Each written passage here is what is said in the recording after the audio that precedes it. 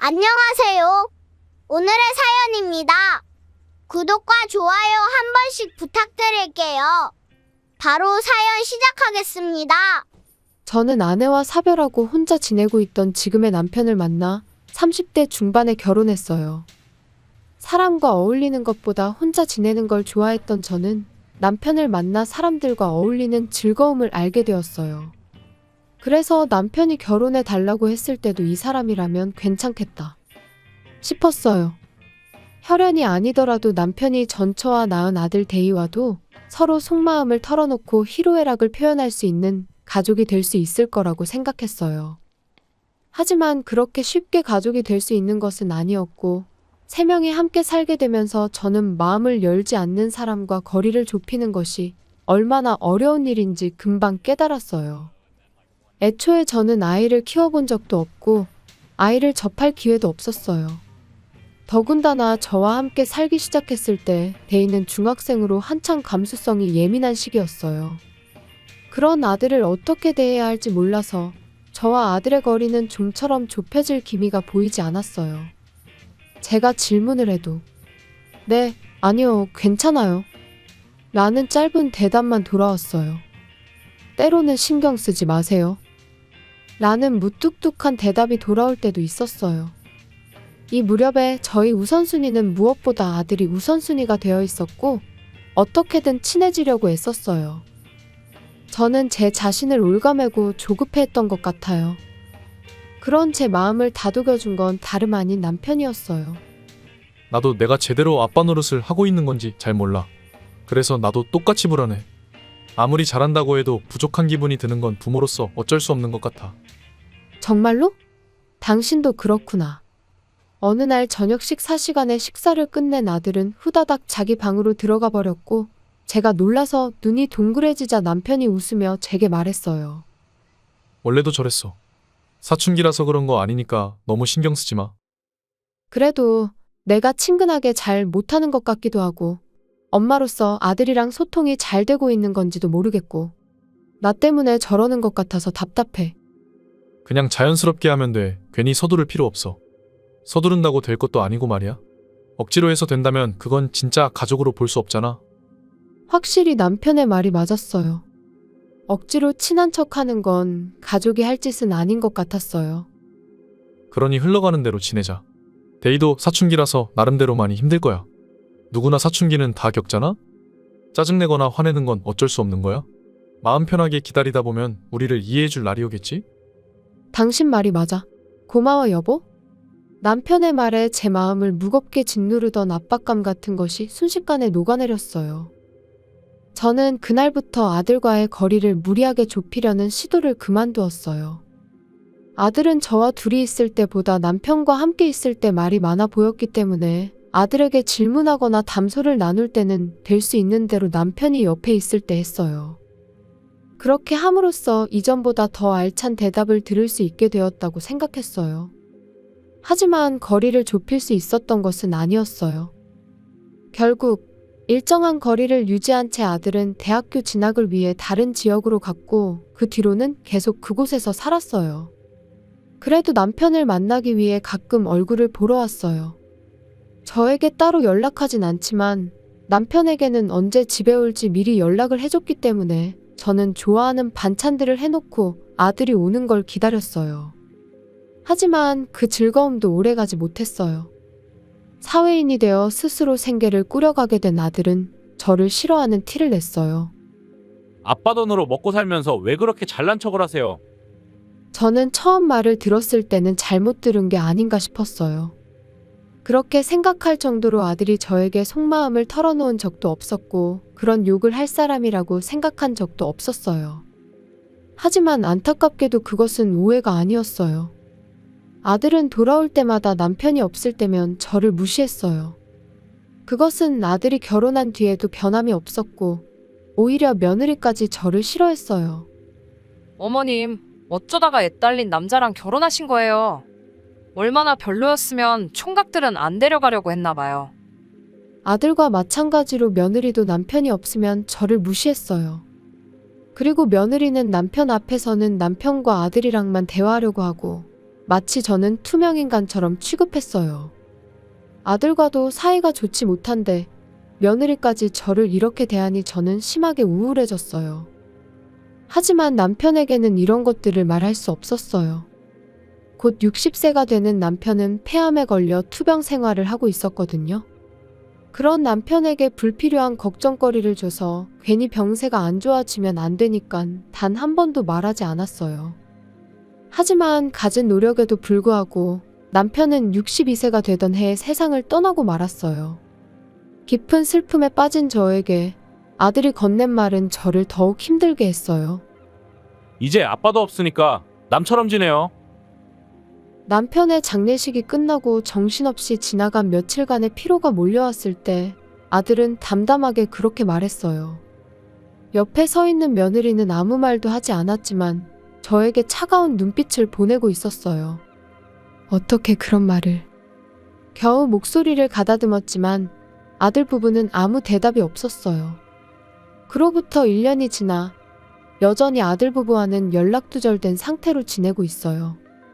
사람과 함께 지내는 따뜻함을 잊어버린 저는 남편을 잃은 슬픔과 아들이 전한 말의 충격에서 벗어나지 못하고 어두운 나날을 보내고 있었어요. 그러던 어느 날 몇 시간 동안 방치해둔 핸드폰을 보니 수십 통의 부재중 전화가 와 있었어요. 전화를 한 건 아들이었어요. 1년 동안 연락 한 번 없던 아들이 갑자기 수십 통의 전화를 하다니. 짐작 가는 것도 없고 무슨 일인지 싶어 바로 전화를 걸었어요. 여보세요, 엄마. 나 폐암 걸려서 수술하기로 했어. 뭐? 남편과 같은 병명에 저는 깜짝 놀랐어요. 아들의 목소리에 힘이 없어 제 불안감을 자극했어요. 암이라고 들었을 때 정신없는 와중에도 엄마 얼굴이 계속 떠올랐어요. 지금까지 저를 싫어하던 아들이 이런 말을 하다니. 얼마나 마음이 아팠을까? 저는 그 자리에서 떠오른 말 중에 가장 힘이 돼줄 수 있을 것 같은 말을 골라서 말해줬어요. 너무 걱정하지 마. 요새 의술도 엄청 발전했고 34살이면 아직 젊잖아. 체력도 있을 거고 수술하면 분명 좋아질 거야.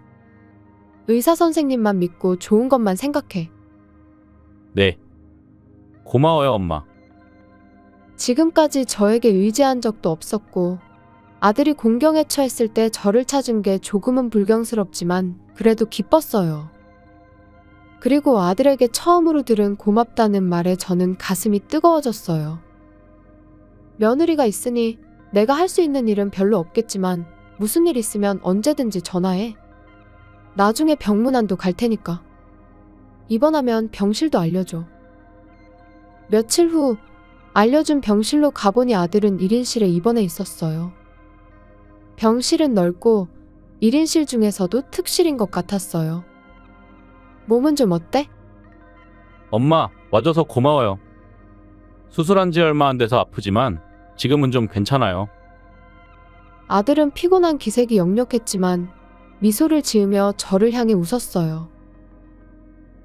그리고 안부를 더 묻고 난 뒤 이 방에 관해서 대화를 나눴어요. 낯선 사람이 있으면 잠을 잘 못 자요. 그래서 어쩔 수 없이 1인실 했는데 일반 1인실은 자리가 없었어요. 하는 수 없이 특실로 한 거죠. 푹 쉴 수 있고 특실이 좋아 보이긴 하네. 그렇긴 한데 생각보다 너무 비싸요. 그렇게 말하면서 아들은 제게 병원비를 보여줬어요. 거기에는 수술비, 입원비 외에 VIP 1인실 요금이 적혀 있었고 금액은 하루에 100만 원이 넘었어요. 아들 부부는 며느리가 주부인 탓에 생활이 여유롭지 않고 모아놓은 돈도 얼마 없다고 했어요. 그래서 100만 원이 넘는 금액의 아들은 가뜩이나 체력적으로 지쳐있는데 정신적으로도 지친 듯 눈물을 흘리며 제게 도와달라고 했어요. 엄마, 그동안 남처럼 대하고 말한 거 죄송해요. 힘들 때 믿고 의지할 수 있는 건 가족이라는 걸 이번에 깨달았어요. 제게 가족은 엄마밖에 없어요. 염치 없이 죄송한데 병원비 좀 부탁드려도 될까요? 알겠어. 이건 내가 돌아가는 길에 내도록 할게. 그러니 이제 더 이상 불안해하지 마. 지금은 마음 편히 쉬는 게 최선이야. 전화를 받았을 때부터 도와줄 수 있는 게 뭐가 있을까? 고민하던 저는 힘들어 보이는 아들의 부탁을 흔쾌히 들어줬어요. 정말이죠? 이제 푹 쉴 수 있을 것 같아요. 그럼 정말이지. 소중한 아들이 수술했는데 이 정도는 해줘야지. 아직 그 정도 여유는 있어. 저는 그렇게 말하고 돌아가는 길에 원무과에 들러 계산을 마치고 집으로 돌아갔어요. 저는 다음 날도 병문안을 갔어요. 하지만 어제처럼 아들과 다정하게 대화를 나누려 했던 저희 희망은 처참히 무너졌어요. 남은 들어오지 마세요. 병실에 들어가자 먼저 와 있던 며느리가 저를 향해 말했어요. 어제 왔었을 때 아들이 날 가족으로 생각한댔어. 가족은 나밖에 없다고 고맙다고 했어. 침대에 아들이 누워 있었는데 아무 말이 없었어요. 저는 답답해서 아들을 향해 소리쳤어요. 대희야, 어제 엄마 보고 가족이라고 했잖아. 왜 아무 말이 없어? 믿고 의지할 건 엄마밖에 없다고 병원비도 부탁했잖아. 아, 시끄러워. 그걸 믿었어요? 그냥 병원비 좀 부탁하려고 연기한 거예요. 가족이라고 말해야지 들어줄 거 아니에요. 아들은 입꼬리를 실룩이며 말했어요. 며느리는 이런 상황을 다 알고 있었는지 팔짱을 꼈어요. 고작 수술비 좀 내준 걸로 생명의 은인이라고 생각해요. 혼자 착각해서 좋아하지 마세요. 돈으로 마음을 살 수 있다고 생각하는 거예요? 역시나 저는 가족으로 인정받지 못하고 있어요. 정말 착각이었던 건지. 너무 비참했어요. 마지막으로 아들이 한마디를 했는데 저는 절망에 빠졌어요. 이제 쓸데없으니까 나가요. 안 와도 되는데 귀찮게 왜 또 온 거야? 병원비 대납에 대한 감사 인사도 없었고 가족이라고 한 것은 저에게 병원비를 떠넘기기 위한 속임수였고 며느리의 말과 아들의 쓸데없다는 말들은 제 슬픔을 분노로 바꾸기에 충분했어요. 이런 놈들과는 절대로 가족이 될 수 없죠. 또 얼굴 보기 싫으니까 얼른 나가요. 다시 남처럼 지내면 되니까 알아서 잘 살펴가세요. 그래, 너희들 마음이 그렇다면 나도 알겠어. 너희랑 가족으로 살 바에는 혼자 사는 게 낫지. 이제 영원히 안녕. 그거야말로 바라던 바예요. 평생 혼자서 외로운 여생 보내세요. 이런 놈들과 가족이 되려고 안간힘을 쓴 제 자신이 우스꽝스러워 보였어요. 연기에 속아서 병원비를 내준 게 후회됐지만 이거나 먹고 떨어져라는 마음으로 있기로 했어요. 그리고 며칠 뒤에 또 아들에게서 전화가 왔어요. 지금 당장 병원으로 와요. 수화기 너머로도 알 수 있을 정도로 아들은 엄청 짜증난 것 같았어요. 다시는 얼굴 보지 말자고 한 거 너잖아? 시끄러워요. 애초에 당신이 잘못했잖아. 겨우 퇴원할 수 있게 됐는데 또 병원비가 청구됐어. 왜 다 안 내고 간 거야? 아들은 돈이 없어서 병원비를 낼 수 없는 모양이었어요. 아마도 제가 모든 비용을 다 냈기 때문에 자신은 1원도 안 낼 줄 알았나 봐요. 내가 대신 내주겠다고 한 건 원무과에 다 냈어. 근데 왜 불만인 거야? 그럼 왜 또 병원비가 나온 거예요? 병원비 내주기로 했으면 다 내줘야 할 거 아니에요? 양심껏 약속한 건 지키세요. 내가 대납해주겠다고 한 건 그때 나온 병원비만 말한 거야. 지금 나온 것까지 다 내주겠다고는 말한 적은 없어. 뭐요? 그때 받은 병원비는 지난달 거였어. 그러니까 퇴원하면서 나온 거는 이번 달뿐인 거지. 월 단위로 끊는 거 몰랐어? 그렇다고요? 처음 듣는데요? 분명히 병원에서 다 설명해줬을 거야. 나한테 병원비 다 떠넘기려고 했던 것 같은데 이제는 나랑 남으로 지내기로 했으니까 알아서 해결할 거 아니었어? 그러면 그때 전액이 아닌 걸 알고 있었어요? 그러면 미리 말을 해줬어야죠. 퇴원할 때 수납해야 하는 건 내가 내주려고 했었지. 근데 나보고 필요 없다며? 이제는 가족도 아닌데 내가 굳이 내줄 필요가 있을까? 지금 당장 와서 병원비 내요. 병원비만 내주면 앞으로 가족으로 인정해 줄게요. 아들의 말에 저는 깊은 한숨을 내쉬었어요. 무릎 꿇고 빌어도 부족할 마당에 어떻게 이렇게까지 당당할 수 있는지 의아했어요. 이젠 분노가 아니라 어이가 없네요. 이젠 그런 거 필요 없어. 너희들이랑 가족할 바에 혼자가 낫다고 다 말해줬잖아. 벌써 까먹었어? 제가 단호하게 거절해도 아들은 계속 물고 늘어졌어요. 정말 필요 없어요? 혼자서 살면 나중에 더 늙었을 때 상대해줄 사람도 없을 테고 일도 안 하면서 돈 떨어지면 후회하실 텐데요? 아, 너가 잘 모르나 본데. 돈 걱정은 안 해도 돼. 일하고 있거든. 거짓말 하시네. 예전에도 아빠가 벌어주는 걸로 살았고 지금도 아빠 유산으로 사는 걸로 아는데 뭔 일하는 척을 하세요. 다 들킬 거짓말을 뭐하러 하세요. 진짜인데? 내가 집에서 안 나가는 건 집에서 할 수 있는 일이니까 그렇지. 왜냐하면 나는 작가니까. 제 말에 아들은 잠시 침묵했어요. 그리고 곧 어떻게 믿냐고 소리쳤어요. 한 번도 글 쓰는 거 본 적 없는데요? 당연히 못 받겠지. 너랑 지낼 때는 안 썼으니까. 그때는 가족들이랑 보내는 시간이 무엇보다도 중요하고 소중했었거든. 근데 지금 널 보면 그런 게 다 헛수고였던 것 같다. 정말로 작가예요? 근데 책이 팔려야 작가지. 한 번도 들어본 적 없는데요? 촌스럽게 누가 본명을 쓰니? 필명이 따로 있지. 그리고 책이라는 건 한 권만 잘 써도 충분히 먹고 살아. 만족의 기준은 사람마다 다르겠지만 직장인들만큼은 통장에 찍히니까 나는 만족해. 논리적으로 대답해주자 아들은 말문이 막힌 것 같았어요. 한참이 지나도 대답이 없자 저는 이제 더 할 말 없지? 전화 끊는다? 라고 말하고 전화를 끊으려 했어요. 잠깐만요. 잠깐만.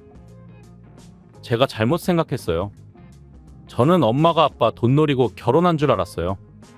그래서 미웠어요. 진작에 엄마가 돈 버는 줄 알았다면 안 그랬을 거예요. 그래? 이제라도 오해가 풀려서 다행이네. 그럼 더 할 말 없지? 잠깐만요. 엄마는 제 생명의 은인이고 제게 하나뿐인 가족이에요. 엄마가 원한다면 같이 살 수도 있어요. 그러니까 하나밖에 없는 아들 좀 도와주세요. 그 생명의 은인이자 가족인 나를 남이라고 무시하고 병실에서 내쫓은 게 누구였더라? 그건 나는 혼자 외롭게 살다가 죽으려니깐 너도 나한테 전화하지 말고 알아서 잘 살아. 저는 그렇게 말하고 전화를 끊었어요. 그 이후에도 아들과 며느리에게 전화가 계속 왔지만 저는 모두 무시하고 전부 차단했어요. 그 후 모아둔 돈을 싹싹 긁어모아 남은 병원비를 낸 아들은 퇴원 후에도 암 재발 방지를 위한 통원 치료를 하며 돈이 계속 필요한 것 같아요. 돈은 바닥나고 카드 돌려막기도 한계가 오자 며느리는 희망이 안 보였는지 다른 남자와 눈이 맞아 집을 나갔다고 하네요.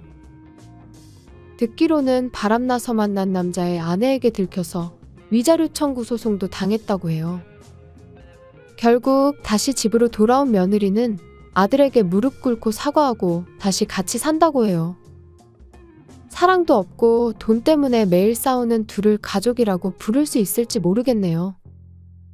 한편 저는 남편을 먼저 떠나보낸 후에 어두운 분위기의 작품만 쓰게 됐었는데 이번 일을 계기로 밝은 분위기로 좋은 작품을 쓰게 되었어요. 감사하게도 편집자나 독자들에게 좋은 호평을 받고 있어요. 그동안 남편이 떠나고 나서 느끼지 못했던 보람을 느낄 수 있게 되었어요. 앞으로도 기대에 부응할 수 있는 작품을 많이 만들고 싶네요.